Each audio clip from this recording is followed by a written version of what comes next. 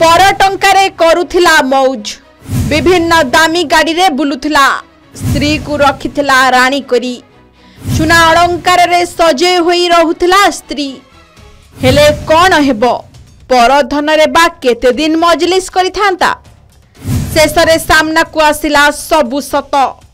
धरा पड़िला ठकर सबु कलाकारनामा। हाँ दर्शक बंधु आउ जने 420 को बांधी पुलिस मैत्री विहार थाना पुलिस हाथ में धरा पड़ी ठक अभियोगकारी एवं पुलिस ठारू मिलिथिबा सूचना अनुसार आपण देखुथिबा एई व्यक्ति जनकर ना आर्तबंधु जेना। अभियोग मुताबक आर्तबंधु मैत्री विहार अंचल रे थिबा एक बिल्डर संस्था रे काम करि आस्थला किंतु सही संस्था को जहाँ टंका ग्राहक माने जमी नेबा पई दियंती सबु टंका को आर्तबंधु जेना निजे हड़प करुथला एने अभियोग करथिले संस्थार मालिक।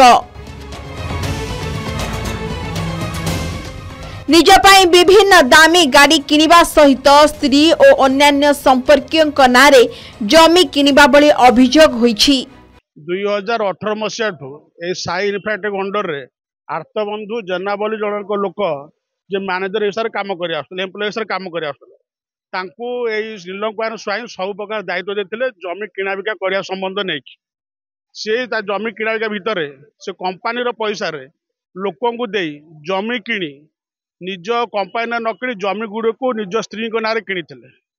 परवर्ती समय तो नीलम कुमार स्वाई ए विषय जानिले तांकू कहले जमी आ टंका तांकू फरस्त करिया पई से प्रथम राजी होते हाँ फेरबी करी बोली सब्सिक्वेंटली से काठू किसी बल पाई कम पाई राजी हेले ओल्टी आंकू मारिया धमक चमक देते स्त्री नार विभिन्न मौजार गुड़ाए स्त्री नार कर ग्राहकों टंकारे विलासमय जीवन यापन करिबा थिला आर्तबंधु जेनार शौक। कंपनी जेतेबेले ए बाबद रे जानिला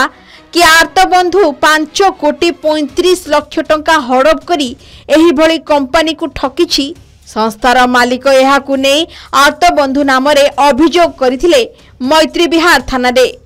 मैत्री विहार थाना अधिकारी ए कथा को गुरुत्व देई नथिले तेणु अभियोगकारी उच्च न्यायालय द्वारस्थ होइथिले जहां फल रे उच्चतम न्यायालय आर्तबंधु और ता पत्नी को गिरफ्त करिबा पई निर्देश देथिले। उच्चतम न्यायालय निर्देश क्रमे गतकाली आर्तबंधु को पुलिस गिरफ्त करी जेल पठाई थिबा बेले स्त्री फेरार थिबा जना पड़िछि। एपटे उच्चतम न्यायालय निर्देश पूर्व अनेक थर आर्तबंधु नारे अभियोग परे भी काहे कि चुप होई बसिथिला पुलिस एहा पछरे कोन थिला कारण जहाकू नै एबे साधारण रे उठिछि अनेक प्रश्न। पैसा मागिबारु जमी फेरस्त मागे न देले नै आ कहबार धमक चमक देले तेणु से बाध्य होई गोटे हूँ मैत्रीवा थाना एफआईआर थे थाना वाला प्रथम रखिले तेणु से हाईकोर्ट द्वारस्थ है हाईकोर्ट को द्वारस्थ है हाईकोर्ट निर्देश अनुसार मैत्रीवा थाना गोटे केस रजिस्ट्री है जार पीएस केस 350/24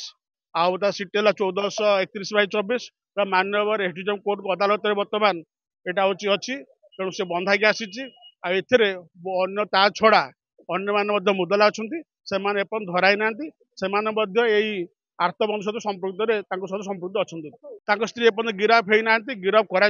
पुलिस धरने चेष्टा चलती जहाँ आम खबर पाई फेरार अच्छे लुचिक अच्छा। भुवनेश्वर राजा रिपोर्ट के न्यूज ओडिशा।